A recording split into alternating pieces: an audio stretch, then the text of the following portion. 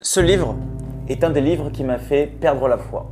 Oui, j'étais quelqu'un de très spirituel, qui avait énormément de croyances et à la fin de ce livre, beaucoup de croyances se sont cassées parce que j'ai eu une connaissance que je n'avais pas et une remise en question vraiment énorme. C'est pourquoi il m'a complètement bouleversé et qu'aujourd'hui je vais vous parler du Crépuscule des idoles de Friedrich Nietzsche. Une des œuvres les plus provocatrices et les plus critiques de Nietzsche est, à mon avis, celle-ci. Elle déconstruit toutes les croyances, toutes les illusions que nous nous faisons et surtout toutes les idoles occidentales. C'est un style qui est vif, qui est aiguisé et qui va remettre en question absolument toutes les croyances que vous pouvez avoir dans votre vie. On le sait, Nietzsche est le philosophe du coup de marteau, mais c'est pas que le marteau qui va déconstruire, qui va casser, c'est le marteau de la précision, celui qui tape sur un clou. C'est aussi le marteau du docteur, de celui qui va regarder où est le problème. Donc on n'est pas que dans la destruction, on est aussi dans quelque chose de beaucoup plus profond. Évidemment, Nietzsche va critiquer les valeurs traditionnelles qui nous sont imposées par la société pour nous inviter à nous de créer nos propres valeurs.